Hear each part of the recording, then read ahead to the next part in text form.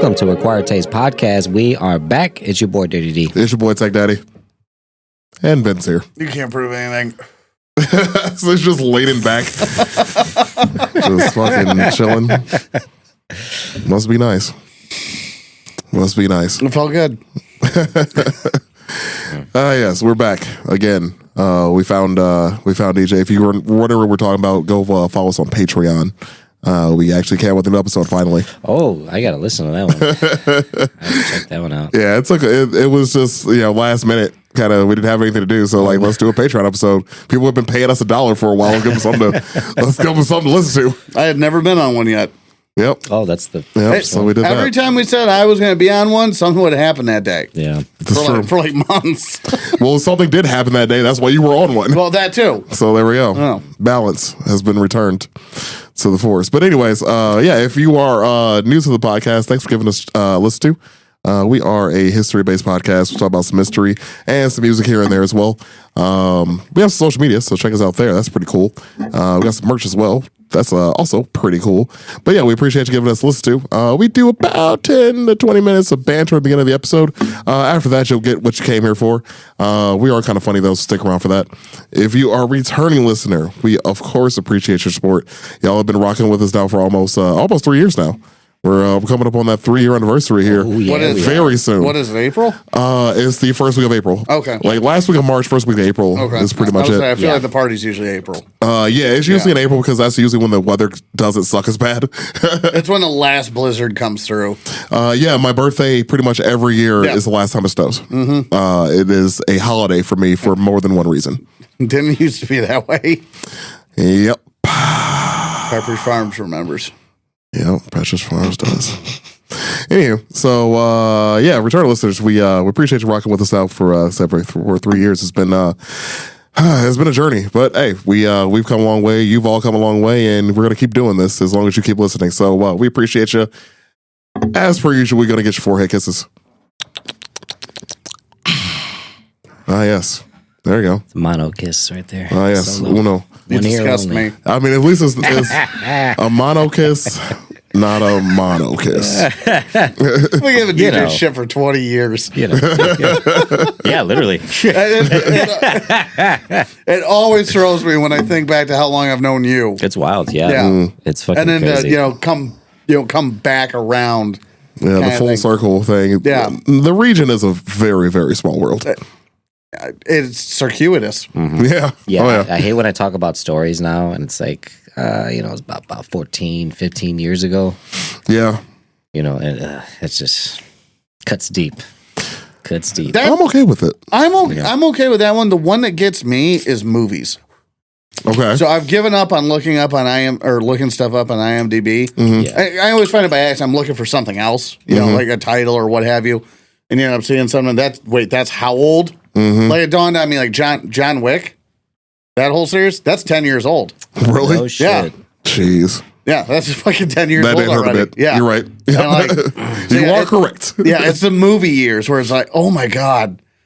Yeah. I don't know why there's a difference, but it just that's the one that hurts. For me, it's actually music that gets me. Like this album came out 20 years ago, and I still remember the lyrics like it was yesterday. Yeah. Like 2024 was a wreck for me because all my favorite albums came out in 2004. Yeah.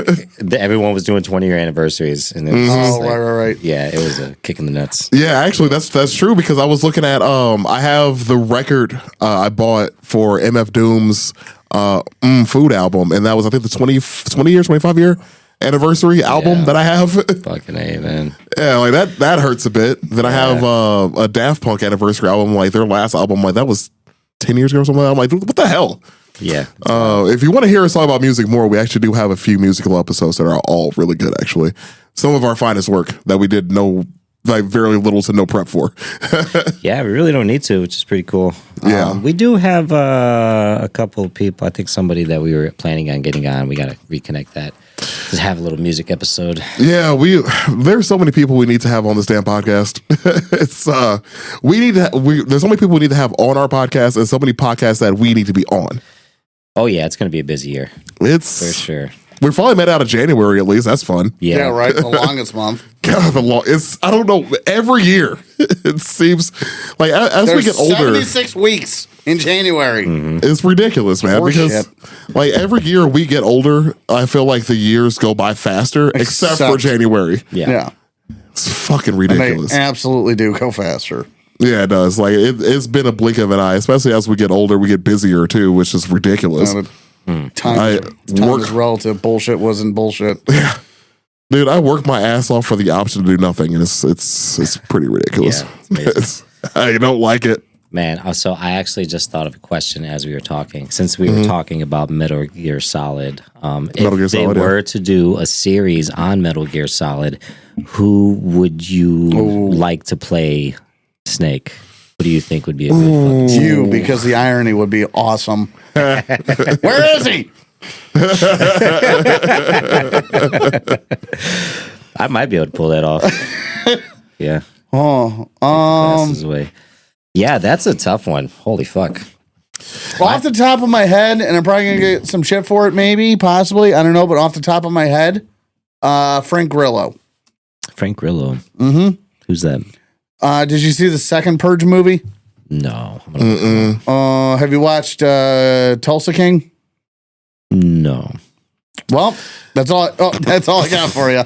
Have you watched Wheelman on okay. Netflix? Yeah. I see him now. Okay. I see him. Okay. Who was his name again? Frank Grillo. Okay. Again, off the top of my head. All right, let's see here, Frank. Honestly, if you know what, if they were making it in the 80s or 90s, Oh yeah, okay, I can see that. or 70s or 80s, Patrick Swayze. On looks alone. Oh, yeah. I gotta give it up to Kurt Russell for going back older. Yeah, but Kurt, wasn't Kurt, he was Snake Plissken already. He is Snake Plissken already.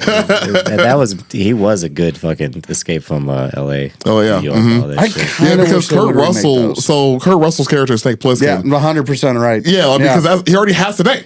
He already has the eye patch. Yeah, I would almost go Hugh Jackman too, man. I could see that.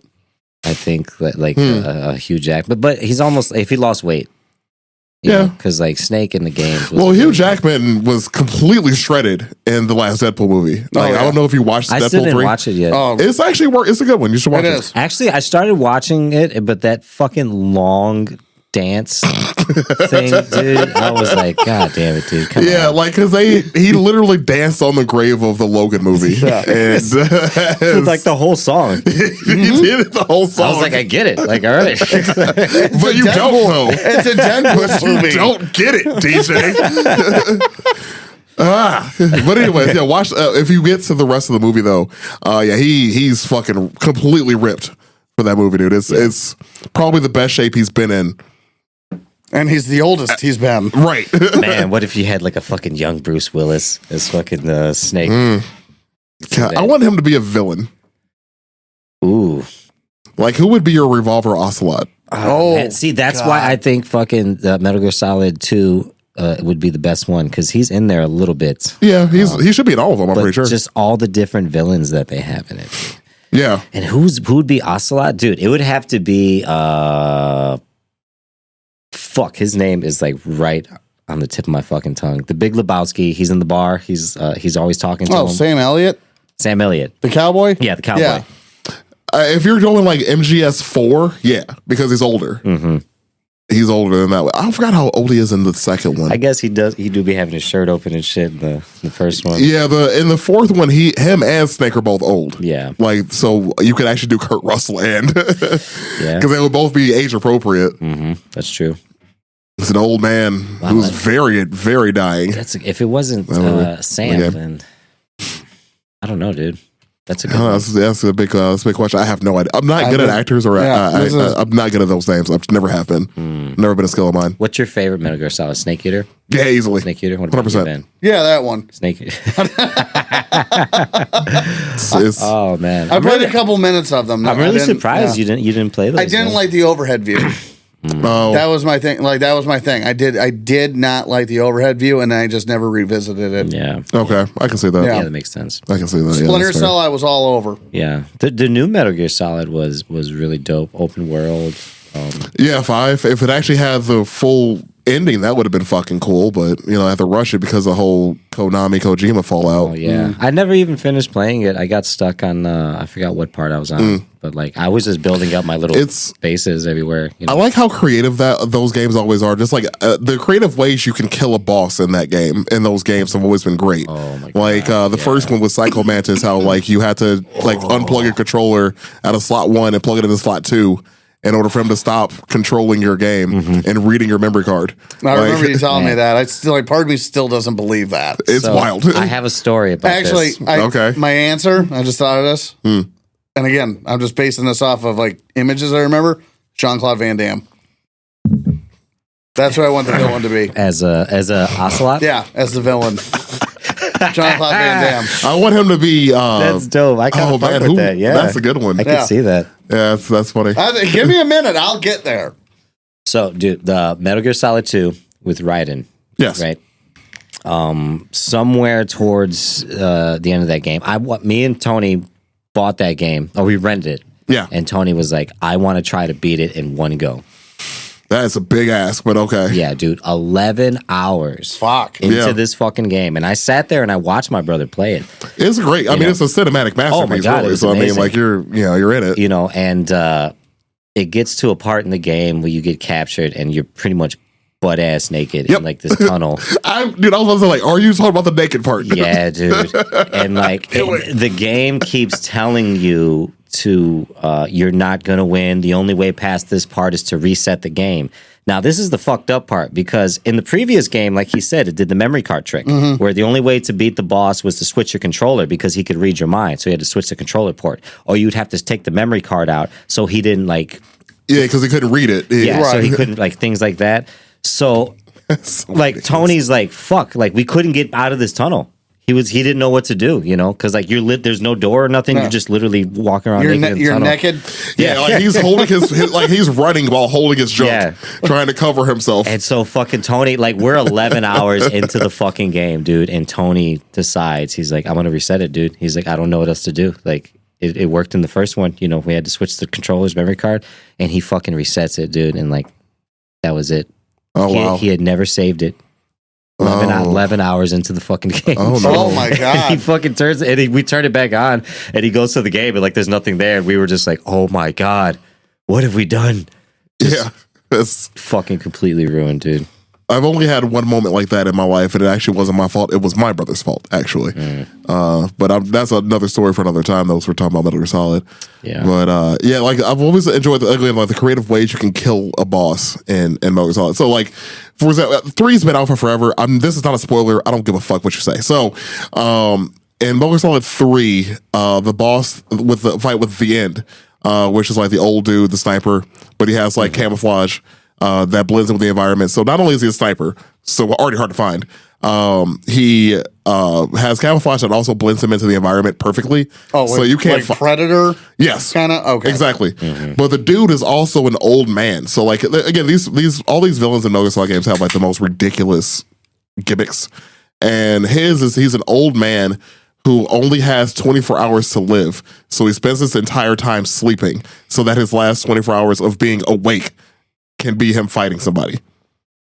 It's ridiculous. Let it go. There's so many steps to that. Do what you will.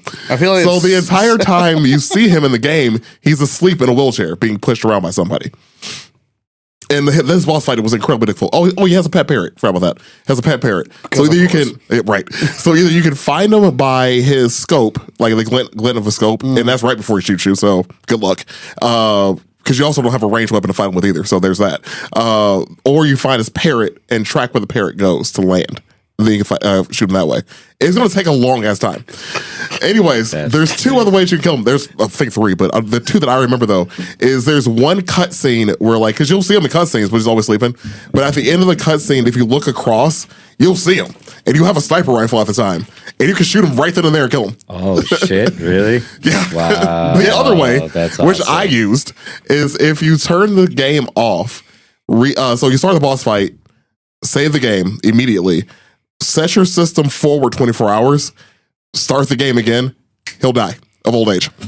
Wow. Holy shit. The other one, what's her name? In 5, the sniper woman. Yeah. That's the name. So you know you can like drop like cargo packages and shit. Yeah. Yeah, you can drop cargo packages on her head and kill her. Oh my god. You could kill her with cargo. That's amazing. So I want to mention what was in my head a Please. second ago. Why I was giggling over here, and because you mentioned a parrot, and all I could think of was Gilbert Gottfried's voice, like in Aladdin. That's what it should be. Coming out of that parrot, going, "He's over here!" as he's landing. It is as it should be. Hell yeah. Oh man!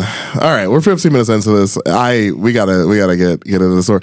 So this story is going to be kind of long. So I hope you guys are comfortable or in a comfortable place because it's a tale. They have a pause button.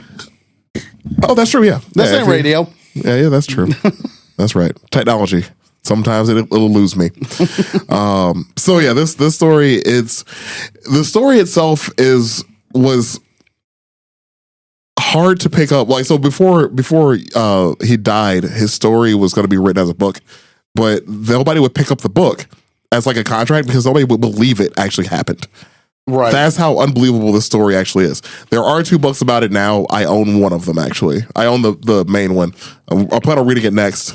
I'm in the middle of Halo Reach right now though, or Halo to Fall Reach. It happens. Anyways, not the point. It's a good reread. So anyways, today we're going to be talking about Eugene Jacques Bullard, a.k.a. Sparrow or the Black Sparrow or the Black Sparrow of Death. There's a lot of names. All of them have to do with a sparrow, though, not the point. Anyways, again, his story, we're going to go through a journey here, so please bear with me. Listeners, you're in for a treat if you do, though. So, Eugene Jacques Bullard was born in Columbus, Georgia. Pretty cool, you know, drawing the South. That's nice. Except for when he was born. Anyways. You cannot see snow or you're in the segregated South. You're black and in the segregated South. but you're segregated from snow too. I would take the snow. So his parents, William and Josephine, both of their ancestors were owned by slaves. Were both slaves in Georgia as well. Their owner last name was Bullard, as I hope people may know. Most of the African Americans are black. Our last names come from the people that owned us. So this is where they got the last name from. Black History episode. We're going to dive into that a little bit. Of course. You're welcome. Anyways, he was one of 10 children. Education-wise, he completed the 5th grade, actually, which is pretty cool. For being the descendant of slaves in the segregated South, he actually got a little bit of an education. Surprise, surprise. His mother did unfortunately die when he was young, though. So he had to deal with not only the death of his mother, but also as he got older, he started realizing like, holy shit, this sucks. I'm in the segregated South. And obviously racism being very, very prominent, Jim Crow era, that all that was going on. And he was starting to learn to deal with the worst that humanity had to offer at the same time of dealing with his mother. Yeah, that's how old was passing he away. again? This is when he was very young. He was like a kid. Yeah, he was like 6. That's something like that. Yeah, I think he was 6. So his father was a longshoreman. He ended up his father would always tell him stories of France. So, by the way, disclaimer for this episode, I'm about to talk about France and not bad about it, so you'll be fine. Oh shit! Well, we've mentioned this before. If you heard our Cognac episode, you've heard about how French and relations with African Americans have always been really good. Like the French gave us treated us as equals, and they also gave us Daft Punk. They're okay for today. The only thing France has ever really done well is their form of colonizing. Oh, that is not true. Well, what? Well, no. I mean, look over here. How the natives looked at them versus us. Yeah, sure. And how they dealt with the natives. I have 2 locations that prove that's wrong. Oh, I mean, go ahead. I'm saying the English and the Spanish blanket. Not great. Oh, well, yeah. I mean, they're all were bad in their own ways. And yeah, the French they always ended up with stronger ties to the lands that they were in. I have 2 examples that prove that's wrong. Well, I mean, I'm probably being a little strong with always, but you know what I mean. Yeah, the always is a bit much because you have Vietnam. Oh, well, yeah. And Algeria. That's fair, too. Mm-hmm. But I guess I was also thinking of the old world. Fair enough. You know? So his, but like I said, like the treatment of African Americans, especially in France, was fantastic. So they were always treated them as equals. And it was something that his father would always speak to him about. He always tell stories about how great France was.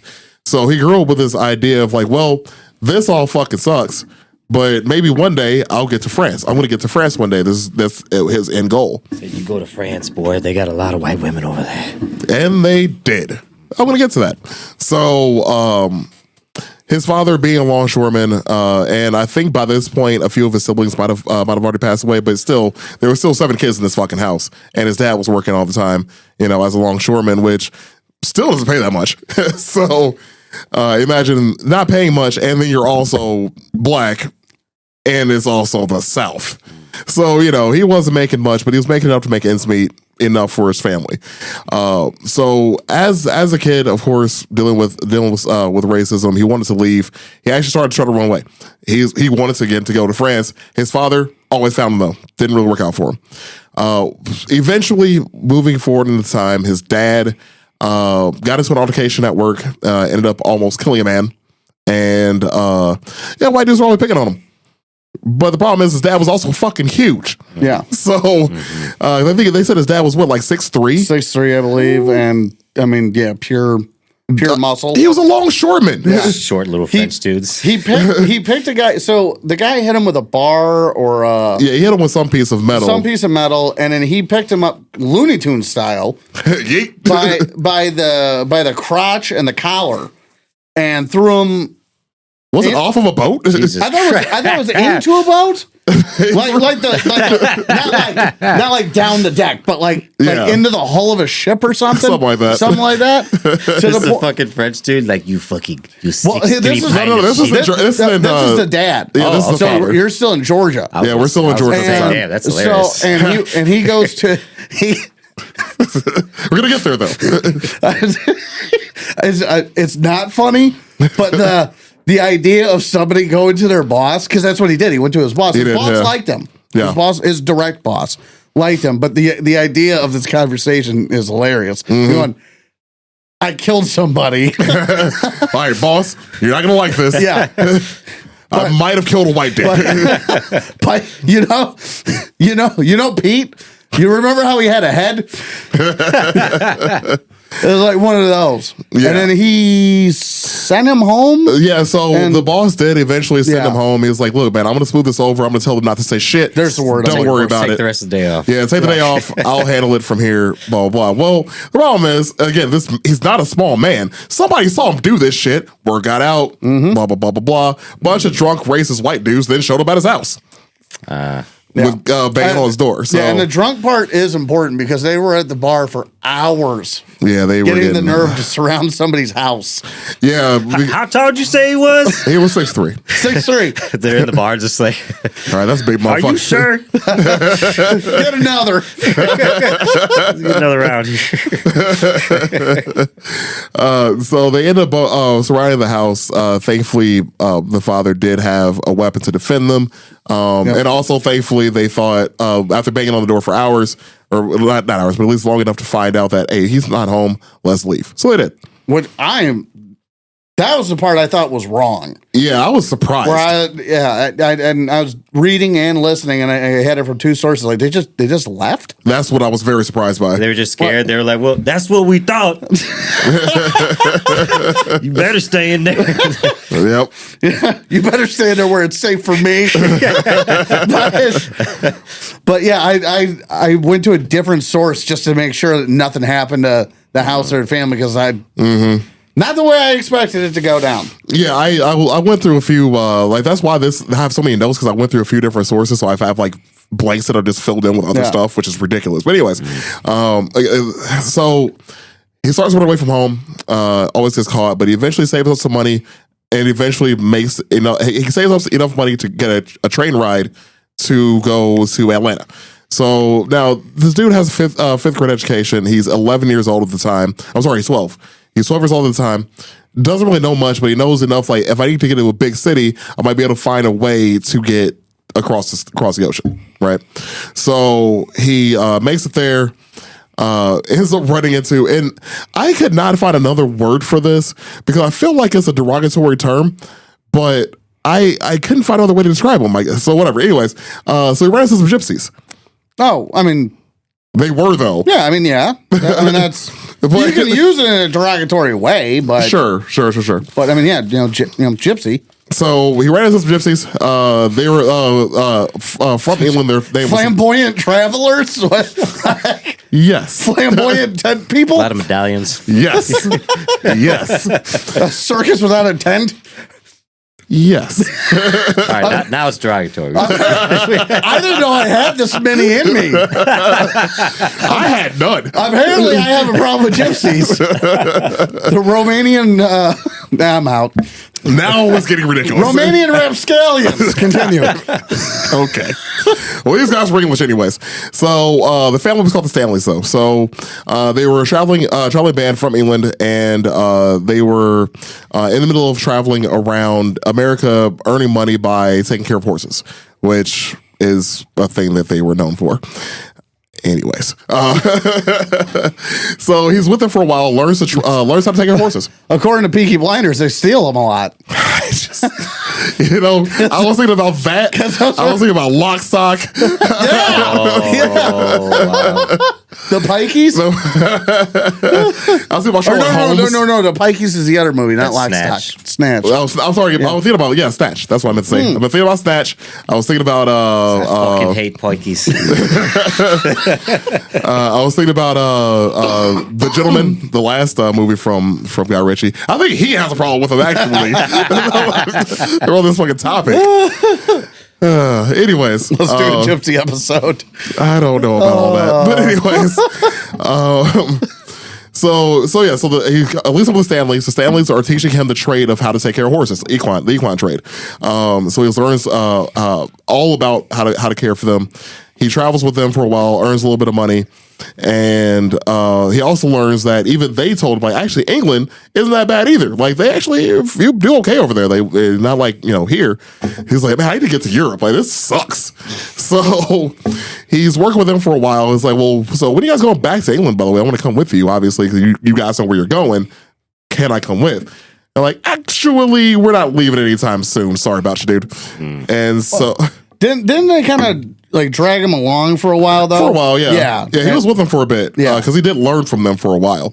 At least in the version I was familiar with, is he stayed, then gave him the question. Yeah, he was like, "Yeah, this is cool and all, but like, can we leave? Though this fucking this sucks, dude. Are we going back? Oh, we're not going back yet. Like, Been bamboozled. Bamboozled again. By your mini handkerchiefs. Damn it. I would promise it's the last one, but I can't. I don't think you can. I don't believe you. All right. So he finds that out. He leaves from being with them. He actually does find another place to work at, though. So he ends up working with the Turner family in Dawson, Georgia. So the Turner family, another family that owned a bunch of horses. Because he learned the equine trade from the Stanleys, he actually did have a good job. He was good at a job. So one of the themes of Eugene and his life is that he's a hard worker. He was a hard worker then as well. The family learned to love him. He actually became their jockey in 1911 and 1912. He was with them still, and he was like, hey, like, this is really dope. I want to stay with you guys for a little bit. This is great. But I also still need to leave. I need to leave. I need to go to, I want to still go to Europe. Like, you guys are great to me. Yeah. But I'm still a black kid. Fucking racist ass out. Like, in Georgia. In Georgia. Like, he's not having a good time still. So he ends up stowing away on the ship. He ends up stowing away on the ship. He's like, okay, cool. This ship looks cool. He went to the docks first. Started working as a dock worker, as a longshoreman, like as Dad was. He finally the ship's like, okay, this ship looks like it's going somewhere that I need to go. So he hops on the ship, the boat ride was not that long. It's like, man, where we at? Like, we're in fucking Virginia, dude. Like, oh no! God damn it! Yeah, son of a bitch, man. Okay, fine. So he ends up working on the docks there for a little bit until he finds a really big boat. It's like, okay, this one is a big ass boat. This is the one. It has to be going somewhere, right? So he stows away on this boat. It's got a foreign language on it. Now, when you're a stowaway, does that mean like you snuck on the boat? Correct. Yeah. Okay. Correct. So he sneaks on this boat and ends up being discovered by some Germans. The Germans. Ironically, 30 years from now, this would be a problem. Yeah. But for right now, and actually, ironically, 10 years from now, it actually helps them out. Yeah, no, 100%. A lot, actually. So we're gonna get there. We're gonna get to why this is important. That he is with Germans and he also learns German from them. There are Jews in the attic and blacks on the boats. Don't get me started on the fridge. There is no attic. Where are you hiding? If your Jews are in the attic, who's under the stairs? Oh, jeez. And there's still Ennies in the cupboard.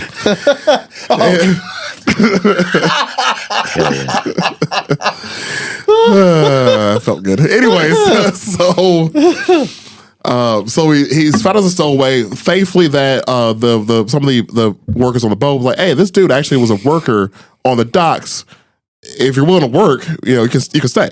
It's like, all right, cool. I'll fucking work. I'll work for my ride. Where are you guys going? it's a good question. He started to ask these questions. Like, where are you going? Figuring out as it goes. It's a good question. I need to know where you're going. So, like, oh, we are going to Europe. We're going to Scotland. It's like, oh, that's closer than it was. Let's fucking run it. Yeah, fuck it. So he ends up going to Scotland. So Scotland, and kind of like the Stanleys had alluded to, like the UK really wasn't racist. They didn't really, at the time at least. They learned it later on, but it's fine. Yeah. At the time, they didn't treat them poorly, but they didn't know how to treat them because Scotland never really saw a black person before. I don't think they really have still. Anyways, so I'm joking. I like it over there. It's fine. Sorry, I'm trying to think. That's fine. Anyways, so he lands in Scotland, ends up getting off the boat there. They end up paying him some wages from him actually working on the boat as he was on the way there. So he had a little bit of money in his pocket, ends up landing in Scotland, and he's trying to figure out how to still wants to get to France, obviously. But he needs money to do this. Again, obviously. You can't walk there. So, got to figure it out, another boat. And hopefully ask where it's going. That'd be critical. It's going to be a while for the channel to happen, too. Yeah, that's about right. So when he gets there, everybody starts calling him Jack Johnson. So it's kind of like the culture shock because they never really saw a black person before. And so the only black person they had a reference to was Jack Johnson, the famous boxer. Mm-hmm. Yeah, on their TVs. We did a whole episode on Jack Johnson. You guys, if you... Yeah, it's an old one. Yeah, want to hear about that. That was actually a really good episode. Yeah, that was a good one. So just a real quick update on who Jack Johnson was if you have not listened to that old episode. He was known as the Galveston Giant. Because again, where he's from, Galveston. He again boxing in the Jim Crow era. We're still there. World heavyweight champ between 1908 and 1915. He also married a white woman. Mm-hmm. That's a long run for being world champ. Oh yeah. Yeah. Do you remember when I had like the list of like boxing names and I was like, we're gonna play a game where like you guess like what like nationality they are by the boxing names? Dude, there were so many. There were so many good ones. So many good ones. Yeah. There's a couple twists and turns in we there. have to do that. Yeah. Yeah, it was a good time. Yeah, it was super There's fun. no way that's not going to get us canceled. We have to do that. Oh, we did. We already did it. Yeah, we did the Jack Johnson yeah. episode. Yeah. Oh, damn it. Oh, yeah, we did this a while ago. It was Make like a new one. It was like all the boxers like he fought and like knocked out. Mm-hmm. And their days was a were lot. like I thought you said ridiculous. you were going to. Oh, no. Okay. This happened already. Yeah. You teased me. Yeah. Jack Johnson knocked out a lot of people. Yeah. Well, if you have a 7-year run. Yeah, he knocked out a lot of people. But still, that's a long run for you. Yeah, there was dumb nicknames. There was like fucking Larry the Lip for like some like stupid shit like that. Yeah, a lot of them sounded like Dick Tracy villains. That's a snitch if I ever heard one. Larry the Lip. Not wrong. Not wrong. Finnegan the flapping gums over there in the corner. Again, it's just all Dick Tracy villains. It really is. It's fine. Oh man, so yeah, he also was a business owner. He also did own a bar. He ended up having to flee the country due to charges made against him. They were all false, of course. But again, segregated South. He was successful. They needed to get rid of him somehow. And so he ended up leaving and going to Europe. Was ironic about that, though, and I don't know if we talked about this in the episode or not, but Trump pardoned him. He was pardoned in 2018. I feel like we did talk about that towards the end. Yeah. Maybe. I don't know. It was it was random when he did it. I'm like, okay, that's cool. But okay. But yeah, so yeah, anyways, he was so back to our boy Eugene. I just want to give a little history on Jack Johnson. If you have not heard the episode, go back and listen to it. It's one of our early ones, but it's a good one. And so anyways, back to Eugene. He was trying to earn money, like I said before. He's trying to earn money, trying to get to France still. He's working as a longshoreman. It's what he knows. It's what he's good at. And he's also a street performer, because why would he be? Because have you ever seen a black man? They hadn't. And now a black man do this. And now you're going to see a black man in face paint. Presumably, I guess. That's why I think when I think vaudeville. So, yeah, he was out there doing his thing, trying to earn some money. He was doing really well for himself, actually, because again, being a black person in Scotland, you were an oddity yourself. You were odd. People want to see you. Because look at you, So he was doing that for a bit. What's really interesting about his time there is you got to remember how old he was. Like, he was in Atlanta when he was 11 or 12. Like, he was on a boat to Europe when he was like 12 or 13. Yeah, he already killed a guy. But no, his dad. No, his dad. Yeah, that's right, his dad. His dad might have allegedly. You're bad at this. Damn. Allegedly killed a guy. He actually didn't, though. The guy was fine. It's fine. He's fine. When they were going through the story, I never saw a picture of his dad. But when they were I haven't found one of his father. When they were going through the story, all I could think of is like my headcanon is Michael Clark Duncan. Like Green Mile, when they have him standing on the box. Yep. And whatnot, to make him tall. It's like that's his dad. Oh yeah, 100%. Yeah. 100%. So yeah, he was also R.I.P. Also true. Yeah, that's a good one right there. That guy was awesome. Yeah, he was. Yeah, ripped to a real one. All right, so let's see. Where am I in this story here? I was looking up something while you were talking, trying to get a detail that I thought I might have missed. But anyways, all right, cool. So he still, out there working his days and ways. He wants to become a boxer because it's like, well, people keep calling me Jack Johnson. I might as well fucking become him. Yeah. So he was found a gym that he wanted to go to train at. The guy didn't let him train. He started working there for free. The classic story, the classic Rocky story, where the kid wants to be trained. Guy doesn't want to train him. Keeps showing up until he gets trained. That happened. I think you never make it, kid. You ain't got the moxie for it. Yeah, but like Scotland. Scottish. A hell of an accent on this version. Yeah, like do that, but Scottish. Yeah. If my groundskeeper Willie were fresher. Oh God. You think this is Aberdeen? But that's all I got. Fair enough. Did they ever? Did you ever find out why he wouldn't train him? No, I never saw that. Like, yeah, me either. Because it's such a small blip in his story. Yeah, like was he booked up or this or that or I don't know, but I feel like once I read his book, it might maybe give more detail on that. Like, I'm not gonna lie to you, kid. You terrify me. Yeah, that's probably true. So the thing about him though too is you gotta remember what he was doing this entire time. He was a kid working on the docks. His formative puberty years was him working out for a living. Yeah, literally. Yeah. So this dude was a fucking monster. Mm-hmm. I mean, his dad's 6'3". That's just genetics right there, man. Yeah. Coming through. I don't think Eugene was that tall, but still. Genetics coming through for the win on this guy. So when he got to 16 years old, he had his first professional match. He ends up winning, obviously, because he's a fucking machine. Mm-hmm. It was a whole full like a butterfly thing, like a big kind of deal. Nobody could hit him. Nobody could touch him. It was a Scottish guy fighting a black guy for the first time. He didn't know what to do. Yeah, he didn't have a chance. Nah. He didn't have a chance. What are the rules here? The rules are don't die. He barely did that right. So, yeah, he starts boxing again. Starts making money. Boxing back then still a pretty big deal. You have people like Jack Johnson that were around that made boxing. That went to Europe to box.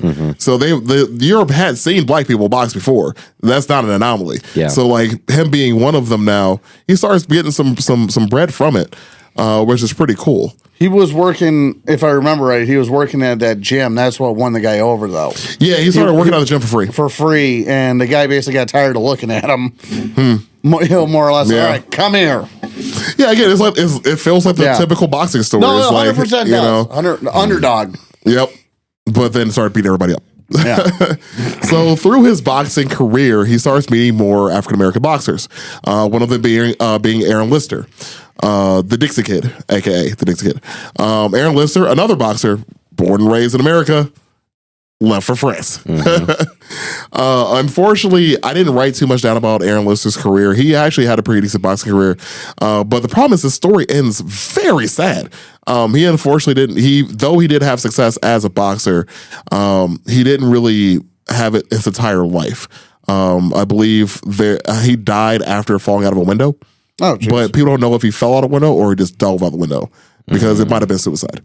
He died barely making any money. He was doing like odd jobs just to get pennies, essentially. Did he die young or?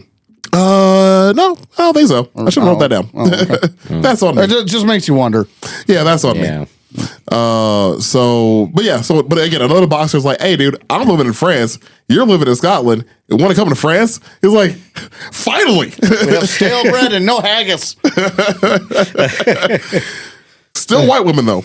The sheep's stomach stays in the sheep. We don't play it like a musical instrument. We got to get that sample from Blazing Saddles. But he's like, where the white women at? Good times. Good times. So yeah, he finally goes to fucking France. He finally gets to France. Like our boy Eugene ran away from home at 11 years old and finally made it to France. Just in time for World War I. So I'll give $1 million to go in a time machine and go back and watch him land and like, why is it on fire? this is shit. But in French accent. Exactly. This is shit. This is shit. European shit. Oh man! But also, Jack Johnson was in France at the same time. Just putting that out there. I forgot to put that detail in there. So yeah, Jack Johnson, the guy who people thought he was in the first place, was also in France boxing. So you got like the world's at the time some of the world's best boxers in France, just not in America because it sucked. Yeah. So if you're black and had money, you probably left. Yeah, I get it. So yeah, like I said though, what happens? Like this dude's like, yeah, I went to France. It's great. Until the Germans came. So August 14th, Germany invades France. I think we have talked a few episodes. We've gone over World War I a little bit. I think we've touched it on it here and there. The broad strokes. Yeah, we've never done a dedicated episode because there's a lot to it that we just haven't talked about because there's a lot to it.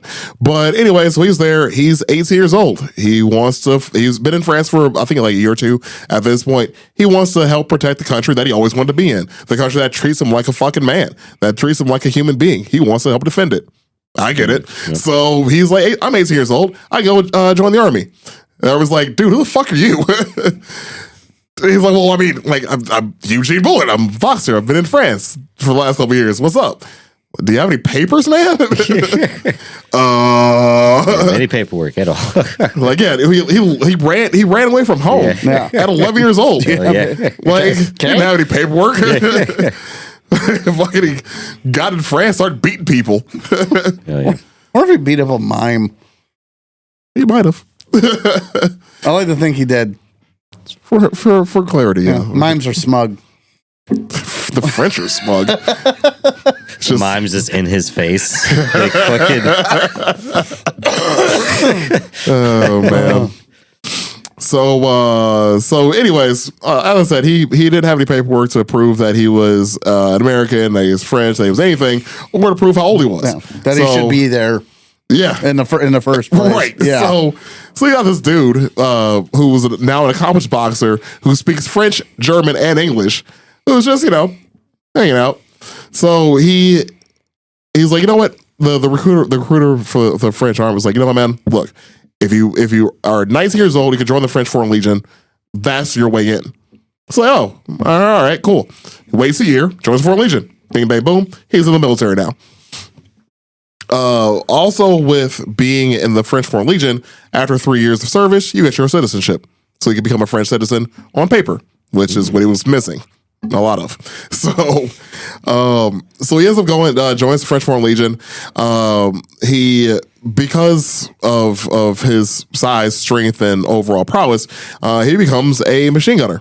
And as we might have mentioned just briefly in the talks we've done about World War I, becoming a machine gunner in World War I is a fucking death wish. It is not a good job. It fucking sucks because you are the one dude that all the other dudes want to kill. But nobody knows that yet. No. Because it's brand new. Yeah. But the war was going on for a little bit. Well, yeah, but yeah, he was the giant kill me sign on him at that point. So you see where all them big bright bullets are coming from? Shoot that dude. Aim for that. So one of the stories of him during World War I, he was assigned to guard one of the flanks on the French line, and the Germans launched a massive attack, and he was the machine gunner in charge of defending that location. So the machine guns back then, if you can imagine in your mind's eye, or if you want to look up a picture of it, you can, but it had there was a barrel and there was a water tank surrounding the barrel to keep the barrel itself cool. It's a water jacket. Yeah, the water jacket. Yeah, to be specific. Yeah. So the water jacket goes around the barrel, keeping the barrel itself cool. So the thing is, you're pumping a lot of rounds through any kind of piece of metal. It's going to eventually heat up. It's going to warp. It's going to be useless, or break. It'll be useless. Either way, useless. So you have a water jacket around it with water pumping into it to make sure that the barrel itself stays cool. Well, this dude was there fighting for quite some time, and there's a lot of fucking Germans that wanted to kill him. All of the Germans. They wanted to kill him. And so he had... Was this Verdun? I feel like this was Verdun. I should have written down where this fight was. It might have. I think it might have been Verdun. I'm pretty sure it is with the way you're going. Yeah, I think it's the Battle of Verdun because he plotted the Battle of Verdun and developed the Somme and Champagne right? Champagne. Yeah, Champagne. Champagne. Oui. The Battle of the Sparkling. Indeed. The Sparkling versus Still. It's only war and champagne. Anywhere else, it's just sparkling battles. Oh, God. So anyways, about Twilight. I'll be here the rest of the day. I hope not. I'm going to go to sleep at some point. Be real awkward. All right, so yeah, German attack. He's fighting them off. Keeps getting ammo supplied to him, but because he's burning through so much ammo, because he's just firing off rounds at these damn Germans, he is burning through water as well. The water was never resupplied. The water runs out. The barrel's getting too hot. He won't be able to use his gun anymore. So the problem with that, well, there's a lot of problems with that. There's still Germans that need killing. There's still Germans, and they're still not happy that you're there. 50 man. And the Germans are not happy that he's there. So the story goes that Eugene, being using his ingenuity, opened up the cap on the water jacket and refilled the water jacket with pee. So this man, in front of a German advance, got up. He's holding both of them at the same time. And actually had the bladder control. Yeah, honestly, we gotta go. Yeah, well, I mean, true, but in that situation, how do you feel you gotta go? I guess is what I'm getting at. Fair enough. You Maybe just have the mindset like, okay, this needs to be cooled off one way or another. Yeah. Oh, look at that! I gotta pee. Yeah. But the impressive part is opening it, not even pissing in the thing, but opening it, because you, me, and him know that leather gloves weren't being given out in 1914, especially by the French. Right. It's not that they want to challenge you to a duel. Yeah, like that's the thing I want to see. I want to see the picture of his hand after he opened that. Yeah, it's a dangerous game, right? Yeah, it is. Like opening a fucking radio cap at that one. Absolutely. Yeah. So anyways, in front of all of the German army, he whipped his dick out and started peeing into a freaking machine gun, so that's cool. And then started firing again, obviously. because that's what men do. So anyways, battle ends. He lives, obviously, but he gets a lot of medals. I'm going to go through those later. He was awarded a medal for this fight, though. I think he also got awarded a medal for the Battle of the Somme, too. I believe you're right. But one of the cool things about this, though, is actually he did take part in the Christmas truce of 1914. Yes. And we just talked about that. We just had an episode about the Christmas truce of 1914. So it's pretty fucking cool. Like, one of our, just randomly, one of the people we're talking about was there, you know? No, it was pretty neat. That's, okay. Yeah, that's cool. This guy. It was nice seeing all my YouTube channel, or all my preferred YouTube channels using the same B-roll for something I previously researched. Indeed. Yeah, makes life a little bit easier. It's so true. But yeah, so Eugene, pretty cool. It was there, like we also mentioned before, it was also the Battle of the Somme, the Battle of the Champagne. He was pretty well decorated until he got hurt. So he got exploded by some artillery. This is the one that took his face off, right? Part of his face? It was his face. Yeah, it was his face first, his leg second. His face first and his neck. No, his face first and his back. Yeah, it was his face and his back, I think. And then his leg. Okay. Anyways. The dude he gets blown up a few times. Yeah, all right. Yeah. We're going to get there. He's the fucking Terminator. We're gonna get there. This dude, like one of the videos I watched said, like, he is the main character of this entire story. Oh yeah, fat electrician. Yeah, he is the main character. He's got plot armor. He has fucking plot armor. I'm in the beginning of page 2 of this man's story. Like, hell yeah, there's so much here. But anyways, he goes on to join. So his division gets pulled off the line because they had been fighting for so long. Took so many casualties. 50%. Yeah, so 50% of his division were killed. Yeah, or just not, or just they couldn't fight again. Right? Yeah, half the unit, and that was, was there a regiment? I had it here. Yeah, 1st Regiment. Okay, so half of an entire regiment. That is not an insignificant number. That is not an insignificant number at all. So they get pulled off the line, and they're given a choice like, "Hey, you guys have been fighting your asses off in this war. We're going to put you back out there, but you have a few choices though where to go. Either one, just take the retirement, get out, here's citizenship, go back to France, find some white women, do what you got to do.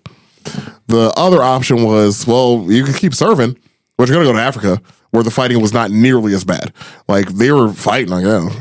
Well, I think if they left, they didn't get citizenship. Oh, I'm sorry. But they get to go home. Like, you're good. You're good. Okay. Your debt to us is paid. You're not citizens. You could go to North Africa to get citizenship, the quote unquote easy route, right? Or and then your third point. Shit, I forgot what the third one was. Oh, sure, probably written that down. I forget if it was go somewhere else with the Foreign Legion or join with the French Army. Because I know, that was the third option. I know he joined. The third option was to join the French Army. Okay, like just join the French regulars. I remember if that was an option or just what he did. Yeah. So, and I don't know why I forgot to mention this earlier because we never talked about the French Foreign Legion before, and that's on me. So I sounds like such a cool name. And they honestly kind of were cool guys. Yeah. Like, so you know how back in the day the Marines were always described as like a bunch of convicts. Yeah. The Foreign Legion was a bunch of convicts. Yeah. So the Foreign Legion was your way to get out of a lot of shit. So, like, okay, say, like, you get in trouble for doing something like, I don't know, stealing something or robbing somebody or, you know, like, some kind of crime. Like, nothing too crazy. But, like, still, you're going to jail for some shit, right? Yeah. You can join the Foreign Legion, pay your debt to society with a damn rifle. And get a new name. And that, too. Yeah, get a new name, new everything. That's kind of cool. It gives you a clean slate. Like, you have a brand new life if you join the Foreign Legion. So a lot of these legionnaires were either people like that, people that just wanted to join, from like one of their colonies that wanted to be a full citizen. You can do it that way too. Like Eugene, he wanted to become a citizen or wanted to help in the war. He joined the Foreign Legion. That was his way to do it. So the way to become a full citizen is to join the Legion. So a lot of these dudes weren't the savory type. That's what made them fucking cool. Yeah. Like, these guys were criminals, were bad guys. Like, but they trained to fight, and they did. We could have a full episode about the Foreign Legion's exploits. They're insane. They were given not the good missions. Anyways, So he chooses the option because he still wants to be a citizen, still wants to fight the Germans. He ends up going to join the 170th Infantry Division of the French regular army, and starts fighting again. Keeps fighting on the front. I think this is when he fought the Battle of the Somme, actually. I believe you're right. I should have probably written that down. That's on me. He did get hit by shrapnel, caused him to lose his teeth. That's what I was thinking of. He then also got hit again by shrapnel, and he fractured his spine and lost part of his thigh. God damn. Yeah, I think 2 vertebrae. Yeah, 2 of his vertebrae. I want to say, and that was the first time. It was half of his teeth, I think, wasn't it? I think so. Because he had to have reconstructive surgery on his face. Jesus. To patch him up. Oh, he was in a bad way. Yeah, they had to do 90 stitches to close the wound in his leg. Yeah, a chunk of his leg was just... just gone. So he gets hit by the friends. See you as a doctor. Doctor, how's my husband doing? Well... Good point. Oh, Archie, no. Fart noise. I'd be so pissed off. Doctor. Well, he was here 1 second, and the next second... now we got now we got as long as we're sending him to a 5-year-old. What do you know? What do you know? Circle of life. Yep. The fuck does the Lion King have to do with this? Everything. So he gets sent back to France to rehab because obviously he needs to. He had to have facial reconstruction surgery, and he also had to relearn to walk. So he's in the middle of doing all that. While he's in the hospital, though, a commandant for the French Air Force runs into him. He was like, "Hey, dude, you can still fight. You can't walk right now, but if you want to be a gunner in an airplane, that'd be cool because you don't have to walk for that. Just put you in an airplane. Yeah. Here's a fucking machine gun. You're already a machine gunner. Just want to do it in the air." You want to fly? You want to do it sitting down? Right. I want to do it sitting down in a plane. It's pretty cool. Fucking A.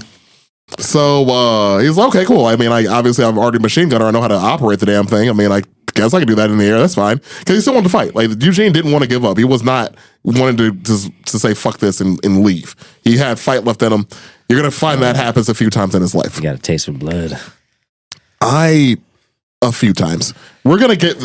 this man lives for a while. Pissing on that fucking machine gunner probably gave him some kind of fucking, some kind of extra little power. He showed his dick to the German army. Something, yeah. Something they had never seen before. Yeah, I probably made him feel real invincible.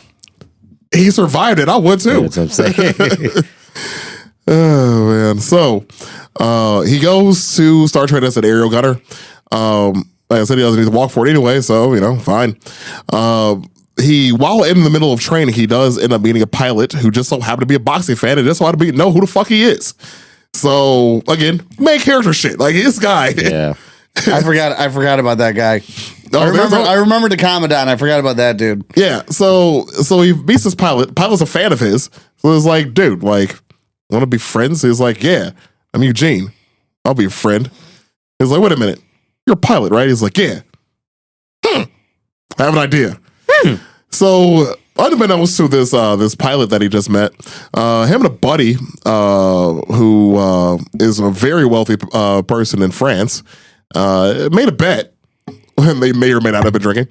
And the bet involves him getting paid $2,000 if he become a pilot. The first black pilot in the world. Combat pilot. First black combat pilot in the world was the bet. That's $64,000 today, by the way. I looked it up. So, God damn inflation. What the fuck? Like, if you become the first black combat pilot in the world, I'll pay you $64K. $2,000. So it's like, I mean, okay, I guess. With inflation, it makes it sound like really oddly specific. It does. Like the 2,000 makes sense. Like, okay, cool. Mm-hmm. But then fast forward to today, I'm going to give you 64,000. Okay, why not 5? I agree with that. And I thought the same thing when I looked this up. So Eugene's like, all right, I'll take that bet. And so again, he meets him. I was like, it's an interesting coincidence. What a coinky dink. I'll learn how to, I'll teach you how to fly. So Eugene then learns how to fucking fly a plane. Oh, Jesus. Which is pretty cool. Which makes him the first black combat pilot in history. just off of a bet. Yeah, that's extremely dangerous. He's knocked out. He's like killing people on pretty much all fronts. Land, sea, and air. Oh, land and air so far. Yeah. He didn't kill any of the Germans on the boat, did he? I don't know, but I hope so. I mean, no, those were the good Germans at the time. Oh yeah, that's true. Yeah, at the time they were the good Germans. Yeah, they were the good Germans. It wasn't like, oh no, see Germans. Oh, see Germans. And then a couple years later, oh no, see Germans Again. Why are they coming out of the woods? Anyways. Why are they wearing such pointy hats? That was the first war. Yeah.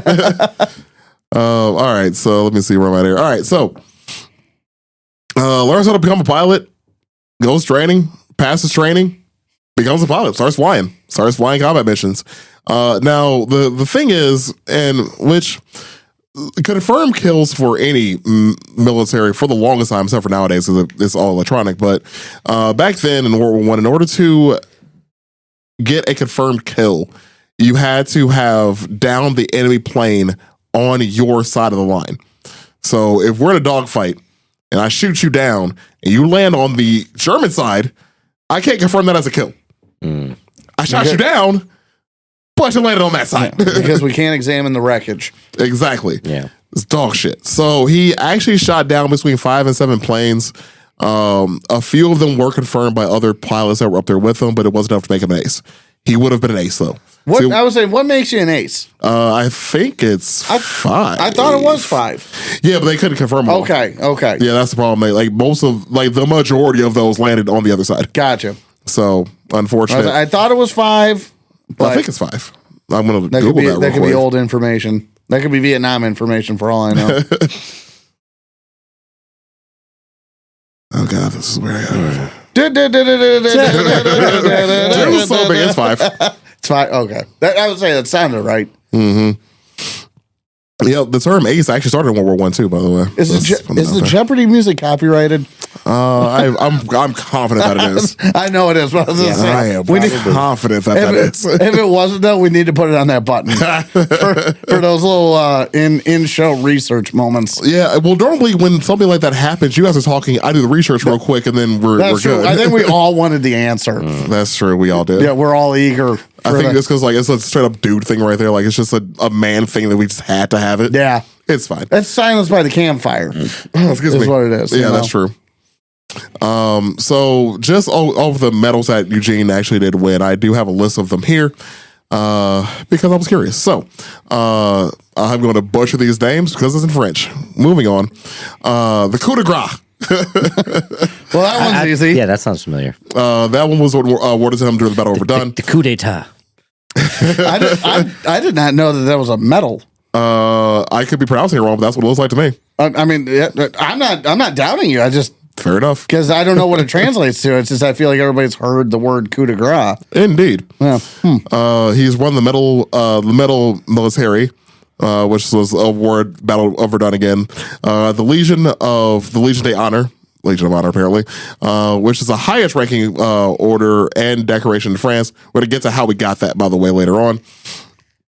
The Col du Combat Volontaire. Sure. For service in World War I. The Insigne de Blessés Militaires. There we go. This is why they never win. Their award ceremonies are too long. They're not getting back out to the fucking front. Obviously. That was for his wounds that he suffered. The medal creme brulee. Award for service in World War II. World War I. He got the same award again for his service in World War II. We're going to get there too. And then he got the Battle of Verdun medal for Verdun, the Battle of the Somme medal for the Battle of the Somme, and the American Volunteer with the French Army medal, which was awarded for him serving with the French Army. I think that one is American though, so that's an American award. So if you're American and served in a foreign army, you got that. There's also that'll come into play later too. So, anyways, on to page 3. Oh, there's so much about this guy. Anyways, I don't think you listened to the other page numbers, did you? Oh, I did. Oh, did you? I listened to 2 at least. Oh, 2, okay, I didn't catch it. I didn't catch it the other times. So the war ends. So World War One does eventually end. At the time, he was a pilot right before. Oh, I'm sorry. He was still a pilot. The war wasn't over yet. He fought a dude. Forgot about that. So he was at a bar doing what soldiers do. Some drinking. And a superior officer who didn't know who the fuck he was, but saw all of his medals, was like, that's stolen valor. You're not a real soldier. You're not da-da-da. You didn't earn all these. Well, he saw this one dude. He used to be a fucking boxer. What do you think happened to him? Where was he at this? He was in France. In France? Oh, yeah. Yeah. It's no good. No, it was not. So the superior officer got knocked the fuck out. Now, normally what'll happen is... Who do you think you are, you tall, shiny piece of shit? Yeah, pretty much. That's what I was saying. It's like, how holy shit. Oh, my God. Yeah. I got in triplicate. Yeah, you're in too deep now. Yeah. The best. But, no, yeah. How did that scolding sound? I don't do a good French accent, but I'm pretty sure it was a bunch of bullshit and some racism sprinkled in there. It had to be laughable. But yeah, so the officer did not know who Eugene was, thought he stole the uniform, so he had fake medals on, blah, blah, blah, blah, blah. And was getting knocked the fuck out for it, for obvious reasons. And instead of Eugene going to jail, which he should have, he got busted back down to the infantry and ended up just serving as a gender until the war ended, pretty much. Wow. Yep. Oh, and I completely forgot to mention this before, and this is my fucking bad. Holy shit. Because I have it written down, and I just glance over it apparently, but I missed a very important detail to Eugene's service in the military that you would fucking love, Deej. Because again, he won $2,000 off this dude for becoming the first black fighter pilot ever. Yeah, he bought a fucking monkey. Oh yeah. He bought a monkey named Jimmy. Fuck yeah. He gave it a monkey. He gave it Hell he gave it a little bomber jacket. And, he had and goggles. He had a custom bomber jacket made and goggles made. There's a picture of this. Was it like a howler monkey or something? There was a word. It was a not a howler monkey. It was a That's amazing. I think howler monkey is just a word I know. I fucking wish. I fucking wish. Yeah, dude. There's pictures of it. Yeah, there's pictures of this. Like Chilling on his shoulder and shit. Yeah, he got the monkey a bomber jacket and goggles so he could fly with them. Hell yeah. You want to talk about pirates and their parrot? What I got? Oh my God, a picture. The fuck did he name it? Jimmy. I'll never forget that. Oh my God, that's amazing. And yeah, it doesn't say what kind of monkey he was. It shows up. I found the picture. I bet you he smokes cigarettes too. 100%. He's a French monkey. 100%. He's a French monkey named Jimmy. He has 4 opposable digits and a tail. He lights it with his tail to match. That's just all I'm thinking is Mojo the monkey from The Simpsons. I found what kind of monkey it is, but I don't know how to pronounce this word. Let's start with a P. RHESUS.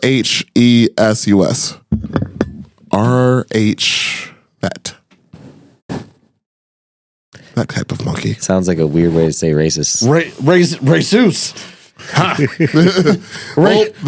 Racist monkey. Racist. But yeah, the monkeys with the peanut butter filling. The downside, though, is that that once Eugene was busted down in rank and in job, also unfortunately Jimmy the monkey does die. Oh, Jimmy! I didn't know this part. Yeah, Jimmy the monkey died of influenza. Damn it. Oh man. Yep. So, anyways, World War I ends.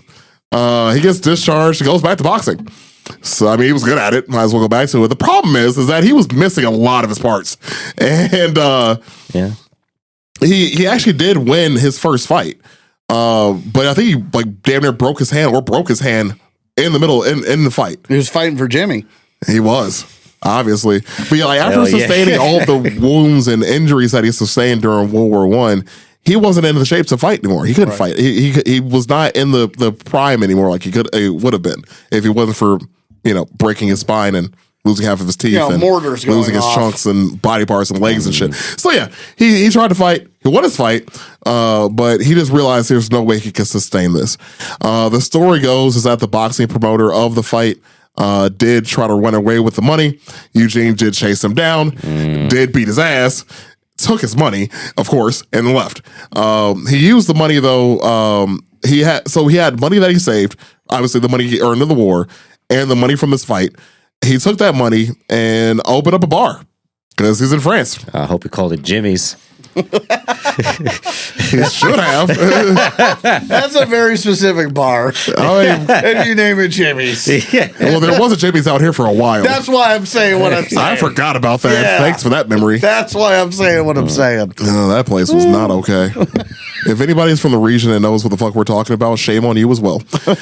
Anyways. I hope we named it Jim. Late Jims. Late Jims. James. Right? Yeah, call it James. That's fine. That's classier. Jacques. No. So he took the money. He opened up a boxing gym as well. So he opened up a boxing gym because, again, like the dude was a well-known boxer. He's also a war hero. What better to own than a fucking gym, a boxing gym? Like, you have the fame already. People know you have the name recognition. People want to learn how to fight from you. Obviously, you survived a war. Name recognition and bragging rights. Exactly. So he opened up a gym, and he also opened up a cafe, which then turned into a bar.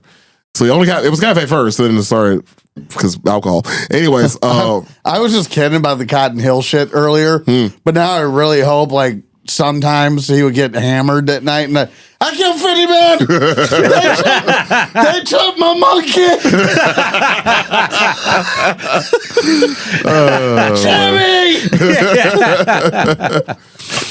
So Eugene is a pretty smart guy, obviously, by this point. I mean, the guy's done so much. And we're not even over with it. He's rich in life experience. He is definitely rich in life experience.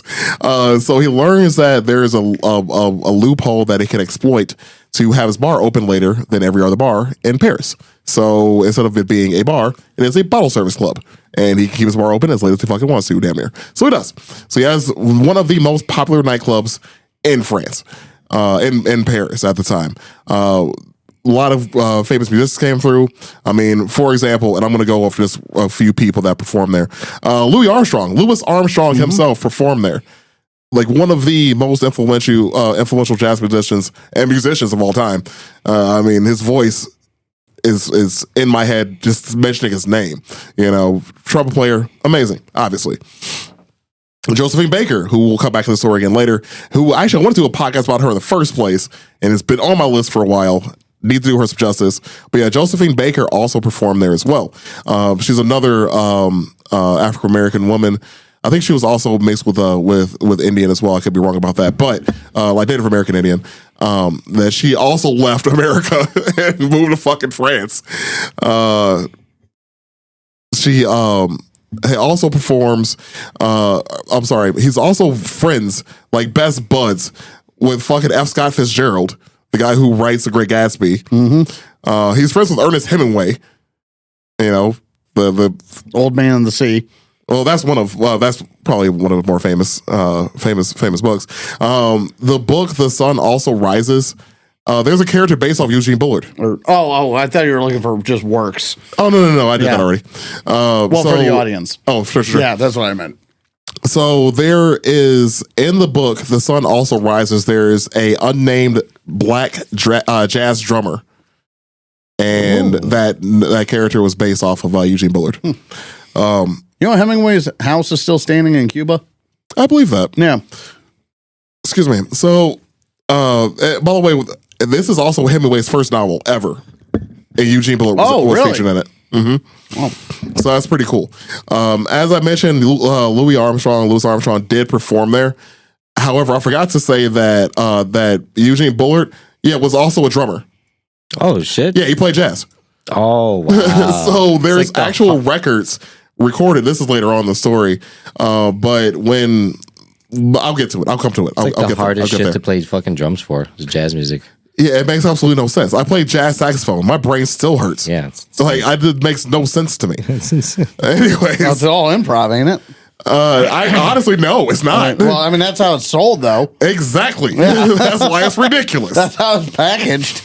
I remember when when we saw Thundercat and just like when they were doing their breaks and the drummer for Thundercat, which is Going Nuts. Oh yeah, that was and I've never seen DJ just slack jawed before watching a musician. Yeah, until that day. Locked in. That's just it was crazy. Yeah. So super talented. But anyway, Eugene, again, boxer, war hero, drummer. Moving on. Another fucking famous person that was in his bar, Langston Hughes, was a dishwasher for this man's club. The fuck? Wow, that's insane. Yeah, Langston Hughes, the guy that was responsible for the Harlem Renaissance in America, was a dishwasher for this man in France. Jesus. Yeah, that's insane. God damn, it's ridiculous. Jeez. So this is interesting to me. Yes. Because his nightclub at this time is almost the inverse of what Vienna would be in I forget which year. I used to know it off the top of my head. It was the 1930s, 20s. No, it was earlier than that. It was when Hitler was still painting, because there was a year where Hitler, Stalin, Freud, oh God, one or two other people, they were all in Vienna the same year. I know what you're talking about. I can't remember what year it was though. Yeah, I don't quite remember. So I thought it was in between World War I and II. Well, wait. Hitler was painting. When was Hitler painting? In between 1 and 2. I thought it was before, and that's well, I mean, that is true. It was painting before. Yeah, I thought that's why he went to. Oh no, you know what? You're right because his paintings didn't sail first, and then he became a soldier after that. I think. Or maybe it was both. There's nothing that says he didn't. It wasn't both. It might have been both. I think it might have been both. I'll have to research it again. Sure. But there was a point where the other ones might be Lenin or Trotsky. Now that I think about it, for all I know, might have been where they were all in Vienna at the same time. This is like the inverse of that. Yeah, just in a fucking nightclub with a bunch of really cool black people. Yeah, yep. The yin and the yang. And yes, I did list Freud as evil. That's fine. That is perfectly fine. I'm good with that. It's kind of true. I'm good with it. You get credit for the train rolling, but not the destination. Right. Anyways, so yeah, Langston Hughes credited with with starting the Harlem Renaissance, which that alone could be a podcast episode. Accomplished poet and novelist. He was also a writer for the black newspaper, the Chicago Defender. He actually did a weekly spot about the Civil Rights Movement. Oh shit. Yeah, that's pretty cool. So like this dude had the most famous people possible, really, around him before they were. Well, some of them were already really famous, but before some of them were just blown the fuck up. It's crazy. Yeah. He ends up eventually getting married to a woman named Marcel. So Marcel came from a wealthy family. So he had money that he earned. She had money she was born into. So together, they're actually pretty well off. They end up having a son who unfortunately died after 6 months. We end up having 2 daughters. The 2 daughters did survive childhood and whatever. So fast forward a little bit, everything's going great. This dude's life is fucking tight. I just listen off who he's friends with. Mm-hmm. He's having a fucking great time. Hell yeah. Oh, he's partying. He's having a good time. He's living. And her parents do eventually pass away, though. Her parents pass away. They leave her everything, essentially. And she becomes very wealthy. Marcel asks him, like, hey, dude, can you quit your jobs? Like, sell the club, stop all this shit. Let's just be rich. Let's enjoy the rich life. Let's just do the rich heiress thing and be wealthy together, That wasn't Eugene's thing, though, man. I mean, the dude worked his entire life. I mean, from the age of 11, he was learning how to care for horses, or be a longshoreman, to be a boxer, to then being, a war hero, to then, owning a club and a boxing gym.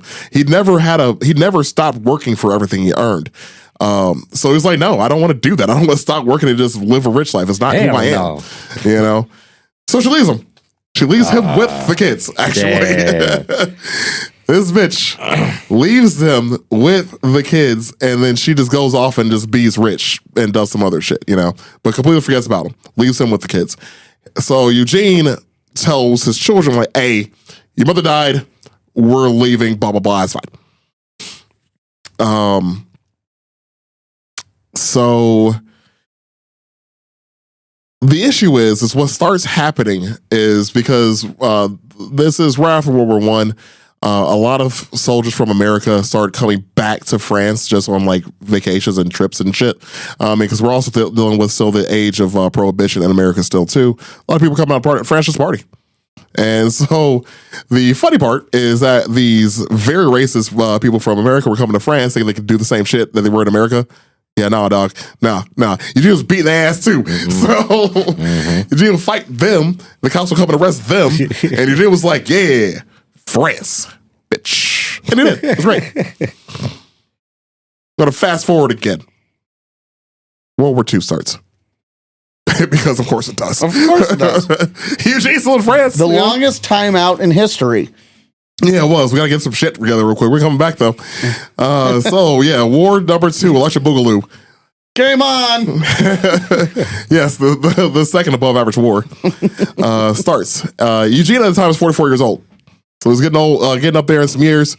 He's again, still owning his nightclub, still owning his gym, doing his thing, raising his kids. Actually not doing bad, though. He's chilling.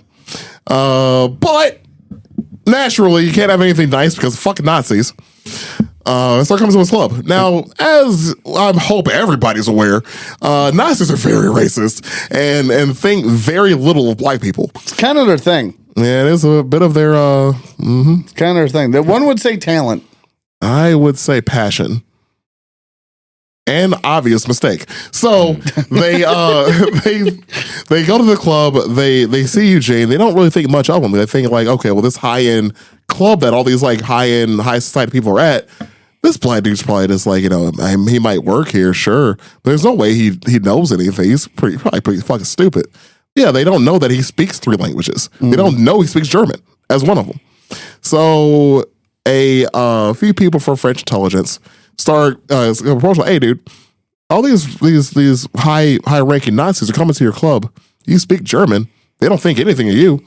Become a spy. So he's like, okay, I got it. I mean, if the dude wants to fight against Germany again, he's ready. Yeah. Like, it's like, dude, it's Germany, but worse? Hell yeah, let's go.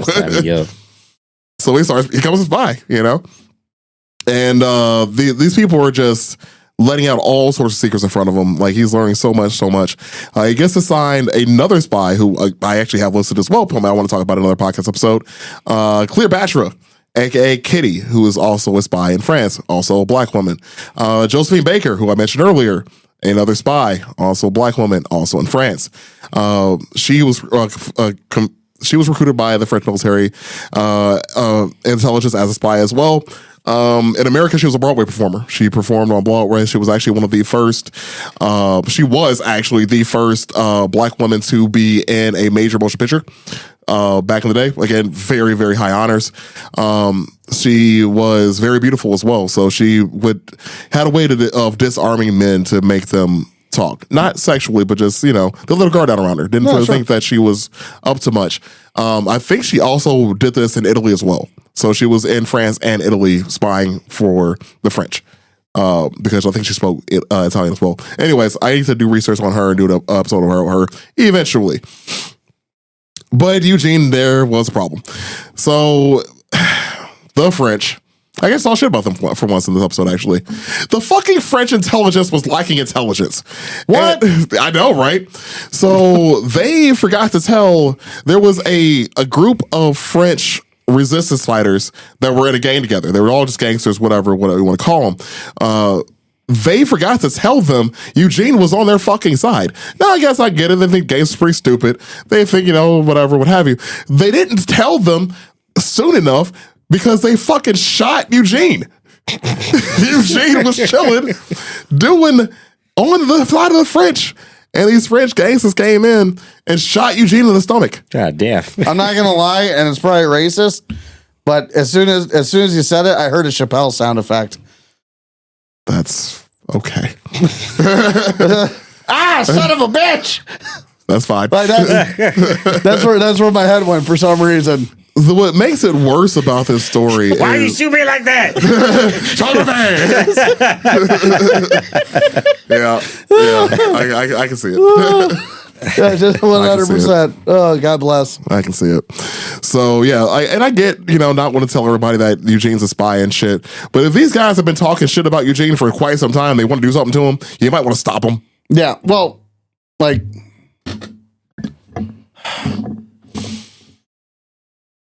a black guy in France, it shouldn't have to necessarily be explained that he's on the inside. Well, apparently they needed to. Again, they're lacking intelligence. This is why they lose. Again, page 4. This is why they lose. All right, so Eugene, spy, gets shot in the stomach by his own people, essentially. Ends up beating up the dude that shot him, though. Nice. But the bullet did rip through his stomach, his intestines, end up fucking him up pretty good. But like I said, he's still ended up beating up the dude that shot him. After that, obviously, the French was like, dude, you shot one of our own guys. Could you not? So anyways, obviously they apologized vehemently. Eugene was supposed to die. Main character didn't die. That's the short of that. The Germans started figuring out who he is, though, because they know that somebody is spying for the French. They know that this person is also a black person. Something keeps happening in this general area. Yeah, like they're trying to figure out who he is. So the French was like, hey, dude, the Germans starting to figure out who you are. You should probably leave. Dude is like, you know what? I got kids. You're probably right. And so he goes to Kitty. He's like, Kitty, do me a favor. Take all my money. Take care of my daughters. I'm going to go away for a bit. So, protect myself. So he does. He's like, all right, you do this. I'm going to go find my old infantry regiment. And we're gonna go fight some fucking some Nazis. Oh yeah, the old way. The old way. So Eugene, slowly from within the earth.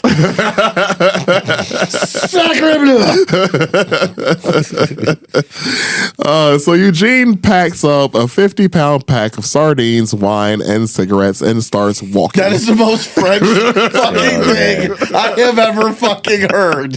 I did not have this bit of information. I did. Sardines, wine, and cigarettes. That is the most French fucking thing I have ever heard. And he starts walking to the front to find his former infantry unit. So he actually does get a clue of where they're at. He does find out eventually where they are, so he starts going towards where they are. Well, on his way, I think I'll talk about talking shit about the French again. On his way there, he actually finds the French doing their favorite hobby and retreating. So had money on surrendering, but okay. Second favorite hobby. So he's going to the front, they're walking to the rear, and he's like, "Hey, what's going on, guys?" Like, well, we got our asses kicked. Oh, right. Well then. Well, so he joins a different unit that was not retreating. And they find out, they figure out who he is. They're like, "Oh shit, you're Eugene Bullard. Like, you were a war hero from World War I." He gets immediately promoted to sergeant, immediately given his own unit, immediately sent to the front to fight the fucking Nazis. So he's up there, not for long. Because he gets hit by artillery again. Jesus Christ. Plot armor. Do you have any? Anyways. So, he ends up getting hit again by artillery. A bunch of his guys die, unfortunately. This time he broke one vertebrae, not two. He's getting better. There we go. But this time he broke some ribs and has a concussion. Never mind. I was going to say he's hardening. So he wakes up in a military hospital. Obviously, he was knocked unconscious by this entire thing because he flew 40 fucking feet. And he wakes up in the hospital. It's like in the French military hospital. And like, "Hey, dude. How's it going? You're awake. That's neat. The Germans are coming. You're black and a soldier for the French. You should probably leave. Here's your sardines. Yeah, here's your stuff. Get the fuck out of here, dude." I was saying they're using sardines instead of smelling salts. Oh man.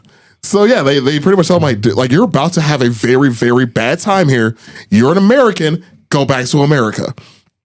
So again, he's probably fucking right. Should probably do that. You right. So he goes back to France. It's like, I need to go back to France. I need to get my kids. I need to get out of here, right? Well, the problem is, while he was out and the French were busy fucking retreating, the Germans captured France. So he couldn't get back in. He could not re-enter France because the Germans were there in full effect at this point. They had captured France. He was outside of it. Couldn't get back in it. He was like, well, fuck. All right. Well, my kids are still in there. But they're with somebody I trust. The French intelligence knows that they're there. I gotta leave. I gotta go back to America then.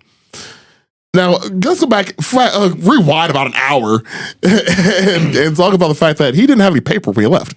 So remember, this man ran away from home at 11, got on a fucking boat at 12, and went to fucking Europe. Doesn't exist as far as Uncle Sam's concerned. Exactly. Like, they don't, well, I mean, they have other than a birth certificate. Which he definitely doesn't have. No, not anymore, at least. And so he goes to the American embassy. He's like, hey guys, guess what? I'm an American. Okay, where's your papers at? About that. So here's the story.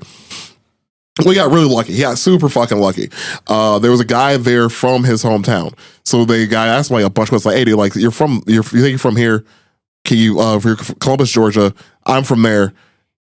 Explain to me, like, just ask a bunch of questions. Like, that's about as fucking lucky as it gets. Honestly, though, main character shit. Yeah. So it's like asking any of us, like, our hometowns. Like, you ask me something specific about Gary, I can tell you about it, you know? And so, okay, cool. He answered all the questions correctly. It's like, fucking perfect, dude. Here's paperwork you need to get your passport. And bureaucracy kicks in, because of course it does. The enemy of every hero, the American government. Anywho. Paperwork. Yeah, paperwork. Fuck. Anyways, so the problem that he has here is that, yes, he has the paperwork that he needs in order to become, to get his passport to go back to America. The problem is, though, he has to get the passport from there. The paperwork's there. The passport is 2.5 hours the other way. I'm sorry, 2.5 days the other way. God. On a bike. Which country is he in right now? He's still in France. So he's just in the uncontrolled part of France so far. So far, yeah. They're still headed that way, but France surrendered. Yeah, but France at this point, I believe, did surrender. Yeah, so but they're just still, he's okay. They're still moving westward. Okay. So right now he's still fine. He's not running away with the Germans at least. Yeah. He's still in his uniform though. I was like, because he can't be in Spain. That's going to be just as bad. Yeah, right. He's actually still in his uniform too. So he's still in his uniform, and he's still trying to figure out a way to get obviously out of the country. It took him a 2.5 day bike ride to get from one place to another place, in which case he got his passport finally, and then had to ride the bike 2.5 days back the other way to get back to where it needs to be. Everything takes longer in France because it looks sad. Especially like riding a bike and everything. So like a day here. Oh, by the way, somebody stole his bike too, of course. Oh, so, France is in a really bad neighborhood at this point in time. So yeah, somebody stole his bike. He stole somebody else's bike. That happened in this story too. So there's that. All right. He gets to America. Here we go. He's finally back in America now. He finally finds a way to get in touch with his with the former ambassador of. He finds the former ambassador to France, who recognizes him, obviously a war hero. He knows who the fuck he is. He gets him in touch with his daughters. Finds out his kids are safe. You know, great news. And he finds a way to get them sent to America. Even better. So Eugene, at this point, man, this dude's been through some fucking shit. So the war is still going on. He gets an apartment in Harlem. His kids finally make it to him. It's like, dope. My kids are here. They're safe in America. I'm gonna go back to the army. So he goes to the recruiting center, and like, dude, like, oh, so he gets to the recruiting center in America, and he's like, man, like, look at you, dude. Like, you've been through some shit. And that's cool. You're a hero in France, but you're in America now, dude. Like, you're old. Like, you're old. Some of you is missing. A lot of you is missing. Where's the rest of you? Yeah, like we can't. Like, you smell like sardines. A lot of them. We can't have that. I don't know why you brought 20 boxes with you. Like, did I go through customs? Oh man. So yeah, the army says no. The army's like, dude, you've honestly done enough. Enjoy your family. Get the fuck out of my office. So he ends up finding a job as a longshoreman again. He starts doing that until the war's over with. So the war ends. Cool. Germany surrenders. Cool. Let me get my shit back in France now. Not cool. It doesn't work out. So he is unable to reclaim his bar his boxing gym. None of it works out. He's now just in America, living in a very small apartment with his 2 kids, working as a longshoreman again. Yeah. And he's in New York now? He's in New York. He lives in Harlem. Yeah. At this point. So again, like look at the journey to this point, right? He goes from running away from home, learning about horses, becoming equine, working equine, longshoresman, gets on a boat, gets off a boat, longshoresman again, boxer, successful boxer, gets to France. War happens, becomes a war hero, successful business owner. He becomes a fucking spy. War happens again. And now he's stuck as a essentially a nobody in America. War word declared. Like nobody knows this man because all of his exploits, all of his business, everything he ever had prominently was in France. America has no idea who this man is. He took the longest road to the north possible. Yeah. The longest route to the north. Underground Railroad would have been way faster. Oh, shout out something. So yeah, he's back in America. He's back working again. He's very poor. He's not very poor, but he ain't doing great money wise. As time goes on, though, his daughters get married. His daughters move out. He's just an old man alone in his fucking apartment. He becomes a elevator operator, but before he becomes an elevator operator, I should mention this. Louis Armstrong is in New York again. He does find out where Eugene is, and he has to play drums for him again.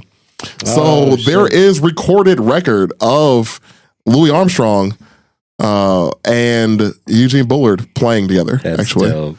So there is evidence of them on vinyl together. Yeah. I love that. So yeah, dude, like he's I forgot. Yeah, you're a fucking jazz drummer for one of the best musicians of all time. What the fuck, man? Anyways, it's ridiculous. Anyways, all right. Why couldn't he get his stuff back in France? I forgot that. I should have put that detail in there, and I missed that one. That's on me. Well, it's on me too because I was convinced I was going to commit it to memory, and clearly I fucking didn't. If you want to look that up, I'll keep going and we can circle back. Yeah. All right. So I'm going to mention a little offshoot right now, too. So 1949, the Peekskill riots. 1949, Paul Robeson, a black actor, singer, and activist in Peekskill, New York. Obviously, him being of some prominence. In 1949, when it's not cool, the people were not happy with him and tried to figure out a way to get rid of him. The people being racist white people, I'm referring to here. Yeah. They call him a communist sympathizer and start. I mean, it's never been cool to be called a commie. Yeah, no, but it was a crime. As much as I fucking say it, and people know I'm kidding around a lot of times, not about actual communists, but what I call communists. Sure. But back in the day, it was a fucking crutch. And one day, we need to do McCarthyism. Oh, yeah, that's a good one. Yeah. So because of this, a bunch of a riot breaks out. A bunch of people start getting beat. Essentially, our boy Eugene was in the middle of this, so he was there, laying motherfuckers out. Probably. I wish he was. This time it was not. So. The concert goers were attacked by a mob. Bullard was part of the people that were attacked. There is actually photo evidence of him being beaten by 2 policemen, a state trooper, and a concert goer. Oh, that sucks. Yeah, our boy Eugene caught the wrong end of this one. Unfortunately, that was in 1949. So life goes on, though, for our boy Eugene. We're on page 5 of 5 now, though, so we're getting to the bottom of this one. I thought it's going to be a big topic. I hope you all are sticking with me. This, I think, is an interesting story, though. So we're gonna get there. We're getting to the finish line. Anyways, so Eugene, still in New York, becomes an elevator operator in New York. I should have written down the name of the building, but that's on me. Anyways, but in 1954, he was supposed to go back to France. Like France is like, hey, dude, like. We need you. So he flies back to France to light the torch of the tomb of the unknown French soldier. So we have the tomb of the unknown soldier in America. France has one as well. Nice. So he was there to light that. They light it with a croissant. Burn one on fire. Yes, but there's actually a photo of this too that I found, which is pretty cool. So he goes back, does that. Awesome. He goes back to America. France is again like, hey, dude. He should come back again, actually. So he goes back to France again. This time he receives the equivalent to the American Medal of Honor. I mentioned that earlier. The medal that he won, or I'm sorry, was awarded. He also was knighted when he was in France too. So this dude's also now a knight. So Sir Eugene Bullard. Oh my God. That's kind of dope though. He didn't come back to fight anymore. It is. Like you're a knight. That's pretty tight, dude. Like you've been knighted. That's dope, dude. So he's back on his elevator. He keeps going back to this regular ass life. He goes to like Europe, famous, infamous man. America, there's an operator. There's some old black dude who like rides out of his elevator. He did go to Spain during that, like when he came back to America on his way out of France. That's brave. Yeah. I mean, you heard the story I've been telling. Yeah, well, no, I know. I didn't know that. I didn't know that he went that way to go to Portugal. I'm sorry, I meant to mention that earlier. I should have said that. Yeah, I'm just reading it now. I'm trying to find what we were talking about, but why he couldn't get his businesses back? That's just Nazi light to go in Spain at that time. True, very true. So he's again elevator operator still in New York. He's wearing the Legion of Honor medal that he just won. It was not won, but awarded in France. Dave Garroway, the host of the Today Show, was on the elevator. He was taking the elevator all the time with him. Like the Today Show was actually filmed in the building they worked in.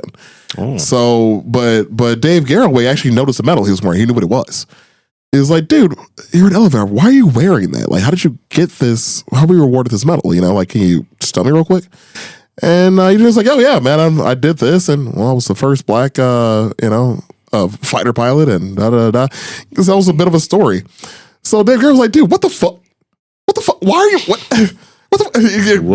Loses the shit because I know I would have. Yeah. You know, this dude's operating my elevator for years down. You're what? So, anyways, so he gets put on the Today Show. And the show did air. There are pictures of it. I'm pretty sure you can find a video of it if you wanted to, of him on the Today Show being interviewed. The episode aired December 1959. So I killed 50 men. They're telling my monkey. Jimmy, no.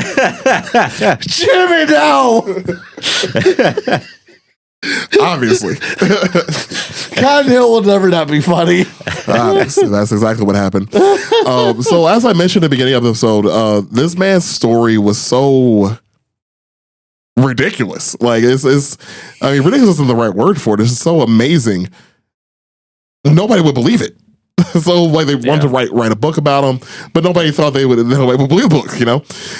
Eventually there were a few books written about him. All Blood Runs Red is the most popular one. Like I said, I bought it. I haven't read it yet. It's on my list. I probably wish I read it before this episode, but it's fine. Anyways, fast forward a little bit. Eugene has been doing a bit of a tour. Like he went on a few other talk shows to be interviewed.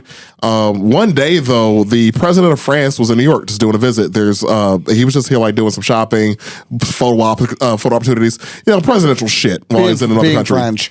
Yeah, the basics. And one day, while he's about to give a speech in New York, Eugene's in the crowd, just being a citizen, and the president recognizes him. He walks directly up to Eugene and gives him a hug. Oh, shit. Yep, middle of the crowd. Hell yeah. Like, out of nowhere, it's like, wait a minute. Is that my boy Eugene? My man. You saved my country. What's happening? So, yeah, dude, out of nowhere, like, Eugene went to shake the man's hand, but he gave him a hug instead. Just, again, because he knew who he was, he thanked him for his service for, his country and whatnot. Again, just adding to the not even, I can't say the lore, just the infamy of who this man was. The president of another country recognized you in a crowd in another country because you were just that dude. Unfortunately, shortly after this, Eugene does get intestinal cancer and his health rapidly declines. Oof. Like it was very, very, very swift. A friend of his was visiting him in the hospital. Now, I was trying to figure out, I heard Louise Harden was her name, and I'm trying to find more information about her, but I couldn't find anything, unfortunately. I probably could have looked harder. That's on me. But I believe she might have been working on one of his books, possibly, but again, I could be wrong. But she was there, visiting him in the hospital, and he, like I said, his health was rapidly declining. He was at the moment sleeping, had a breathing tube in his throat, all this shit, not doing well. So he hears her in his room, and obviously he hears her sobbing in his room now. So he wakes up, pulls the breathing tube out of his mouth, and says, "Don't fret, honey, it's easy." And then he dies. His last words, hard as fuck. Damn. "Don't fret, honey, it's easy." That's dope. That's hard as fuck. If you pull the cord out, he's like, "I can't fit it, man." So, Jimmy. That's right. I'm coming home. Jimmy, I'm coming home. I'm coming, Jimmy. So, our boy Eugene was buried in Queens at the French Federation of French War Veterans. Oddly enough, Louis Armstrong is buried there too. Actually, Louis Armstrong is also He buried said, "Bury me next to my boy Eugene." Right, that's my drama. In Queens? Yeah, And it's the what? it is the French Federation of French War Veterans Would not have thought that was over here. in Queens. No, Yeah. Sure, one or two, but sizable enough. to have a name. Yeah. But yeah, you wanted a simple plot. His headstone's still there. You can go check it out if you want to. It's one of those small ones in the ground. It's not like a hole. The one facing up. It's not like it's tall when it's but it's like the one that's on the ground facing up. Yeah, Right. That. So yeah, 1994, he was appointed as the second lieutenant in the U.S. Air Force. Posthumously, obviously. Posthumously. There we go. 2019, the Museum of Aviation in Warner Robins, Georgia, erected a statue in his honor. It's actually a pretty good looking statue. Oh, hell yeah. In 2022, Bullard was inducted into the class of 2020 to the National Aviation Hall of Fame in Columbus, Ohio. So he's now in the Hall of Fame as well. I think they probably waited a few years because of COVID, I'm guessing. 2020, 2022. I'm guessing that's why those years are like that. Probably. Yeah, that makes sense to me. But anyways, yeah, that's the story of Eugene Bullard, though. I mean, what a life. Yeah, that's insane. Holy shit. One dude. Main character is the right word. Yeah. Yeah, absolutely. That guy had a lot of respawns. Oh, so Yeah. many. So Holy many. shit, dude. Respawns. Not Jimmy, though. No, Jimmy ran out of them. Our boy Jimmy. He did it all for Jimmy. Honestly, might have. But yeah, that's the craziest. That's the story I chose for Black History Month. I wanted to cover that because I feel like it's fucking ridiculous that I did not know about this. I learned about this about a year ago, less than a year ago, actually. Yeah, that one's dope. How the fuck were we never told this story? Yeah, that's never heard anything about this dude. Never heard not a goddamn word about him. Oh yeah, right. Sorry. Never heard a word about him until I was, a mid-30s adult. Yeah. How? Freaking education system failed us again. But anyway, God bless the internet. yeah, right. That's when it's used for good. Yes. Yeah. Well, yeah, Eugene, man, what a life. War hero, spy, jazz drummer. Hell yeah. Monkey owner. Proud. That's a Proud monkey. Monkey owner. Gotta have that in there.